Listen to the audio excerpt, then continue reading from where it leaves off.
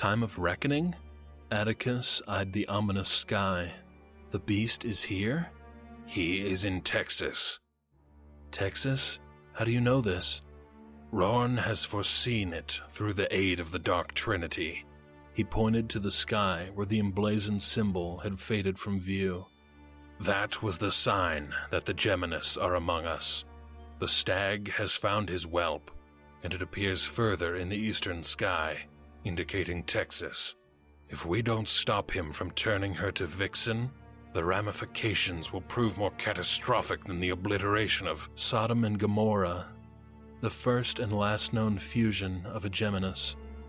Correct. You did pay attention in your historical studies. Sadly, we lack much of the understanding of the universe that our ancestral brethren possessed to defeat the ancient beings. And this is your first assignment for me? To slay the most dangerous beast of all space and time?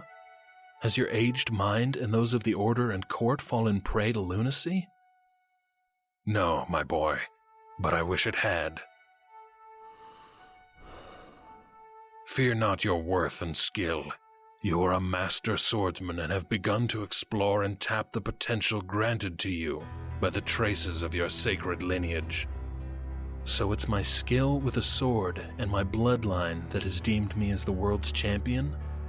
Isn't that a lunatic's notion that only one warrior is to defeat the greatest threat of all mankind?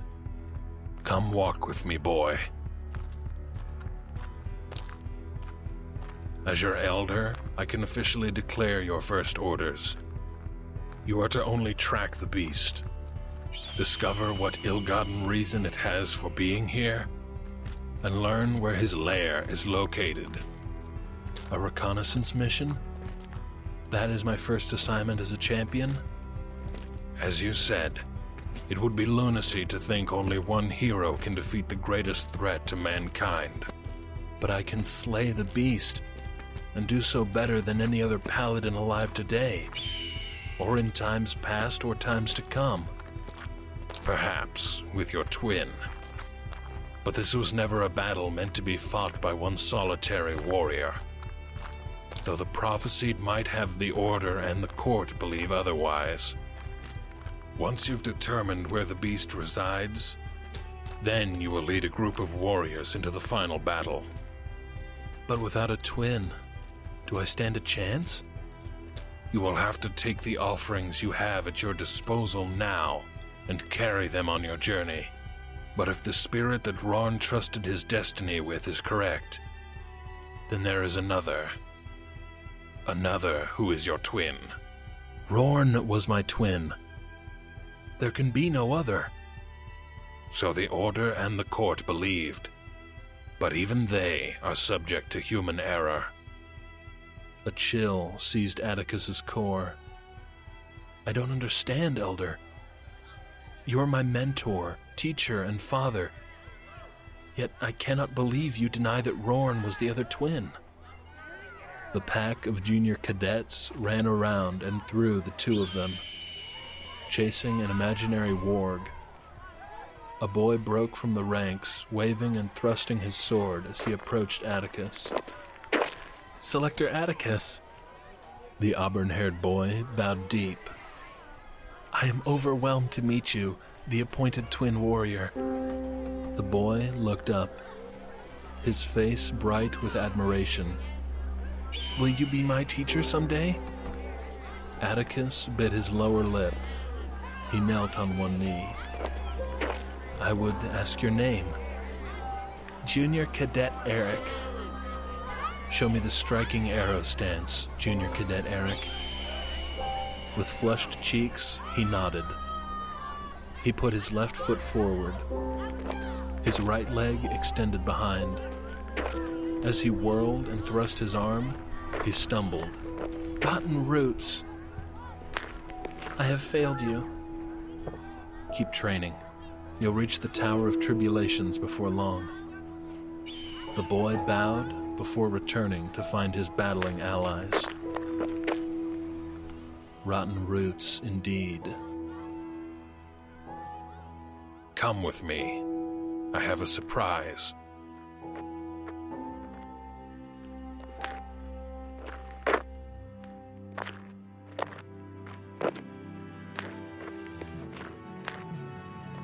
They approached a dusky stone structure with no windows or doors. "You have led me to a supply silo?"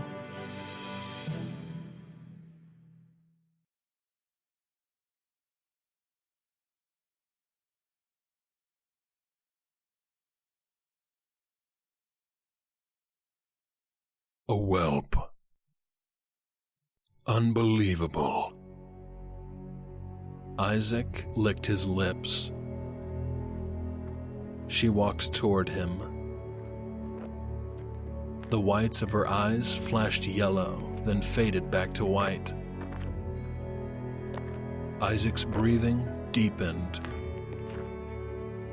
Feel me, my mate. Come to me. Her head tilted and her eyes narrowed. When he stopped before her, she dropped the plastic sacks from her arms. A package of juice boxes toppled from a bag, along with a bottle of strawberry shortcake bubble bath. She leaned inward and tucked her face into the nape of his neck. Deeply, she inhaled and sighed.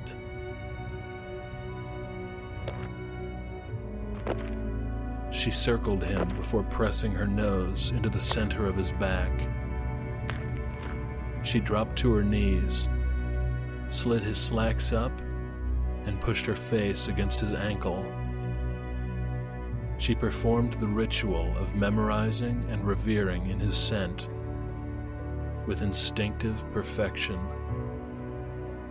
When she stood and faced him, the pungent fragrance of sulfur and ammonia, combined with the tangy aroma of her sex, consumed the last of his resolve.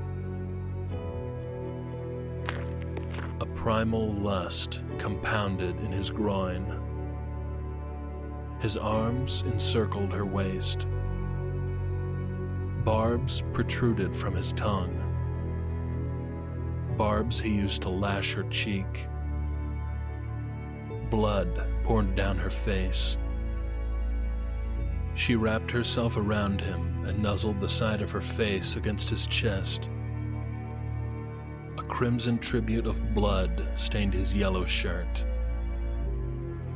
"I don't know how, but I know what you are."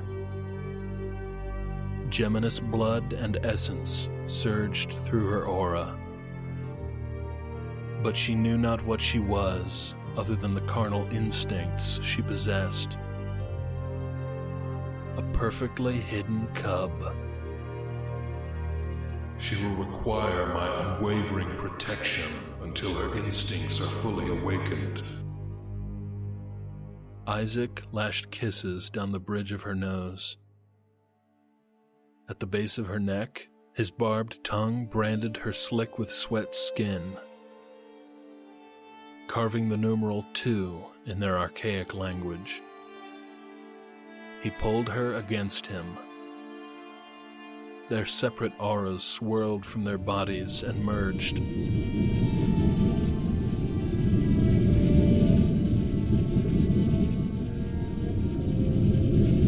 Fusing him and her.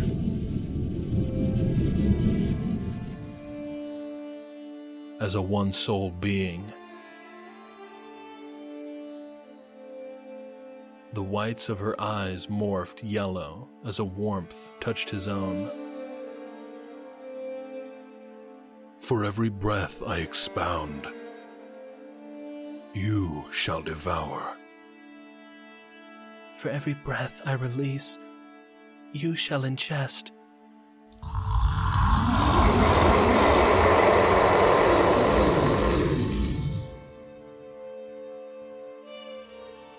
I've grown weary of stalking worlds for centuries without you, my eternal mistress.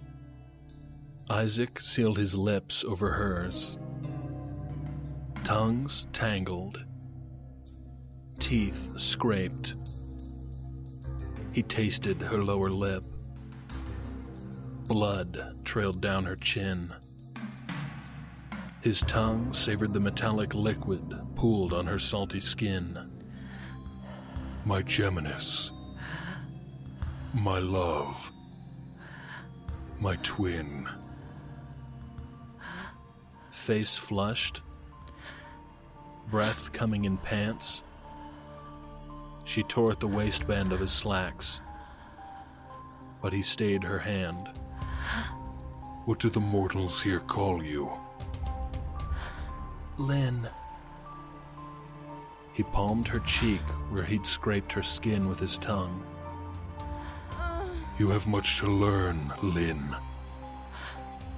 And I, Isaac, your eternal master, will teach you everything you need to survive. But you must be patient. Now is not the time to seal our destinies with a mating. We need the blessing of our mother. And now that we've begun the fusing, our predators will sense our presence. They will hunt us. When Lynn tore Isaac's dress shirt open and nibbled on his chest, he pushed her to arm's length. Nothing will stop me from protecting you, but you must follow my direction without question or hesitation. She let out a shaky breath and held his stare, the conflict within her evident in her rapid breaths. He felt her frustration and lust as if it was his own, because now they were fused and shared everything, pain and joy alike. She hung her head. Command me, my master. From the ground, he retrieved a juice box and crushed it in his fist. Red liquid trailed down his forearm. Isaac put a finger under her chin and lifted her head until their eyes met. Your existence as a mortal is no more.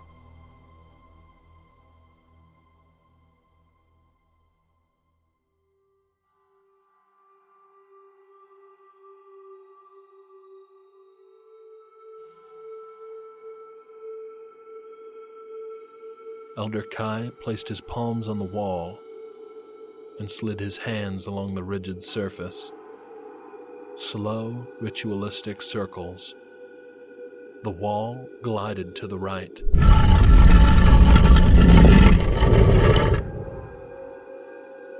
A dark chamber was revealed. I thought you were supposed to say open sesame? What garbage have they made you read? Torches sparked with flame. They traveled along thin corridor.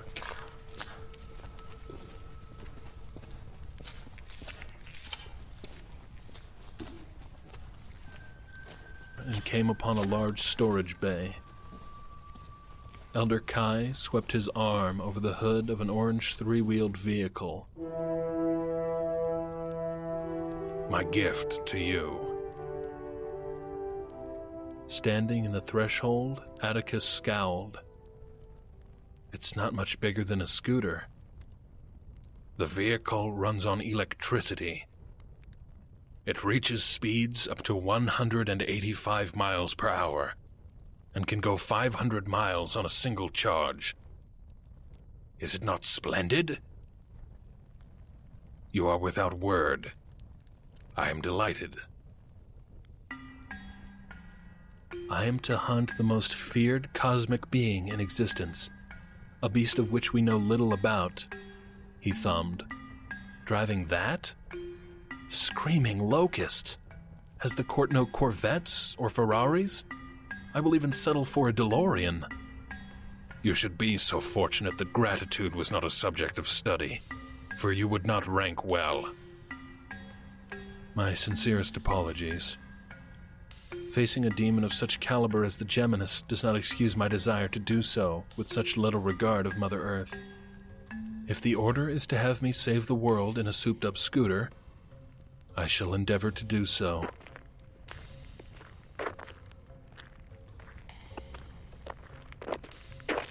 Basket weaving is looking better. Decades have weathered my hearing, boy. What was it you said? I said, casket-thieving ghouls are drinking my liquor. Yes, indeed. Pesky them ghouls can be. There is one more thing. He fished a key from his cloak and unlocked a compartment built into the wall. Prefect Caldric wanted to present this to you at the ceremony tonight, but I wanted to give it to you in person. Considering how the ceremony went, that was a wise decision. Atticus approached the hood of the car as Elder Kai laid a long scabbard down. A Selector's silver longsword. The lavish silver crossguard that tapered toward the sheath blade jutted from the scabbard. The hilt was cast in gleaming shades of silver and intricately etched patterns. The pommel set with a paladin emblem featuring a 4-point star with 2 circles cut around it. Each point represented mind, body, heart, and soul. The glorious seal. Circlets represented heaven and earth. Tiny emerald stones were embedded amongst the iron grip. The tip of the blade featured an etching of an artistic star. Atticus lifted the blade. Now this is a spectacular gift. By this blade alone, the beast shall know death.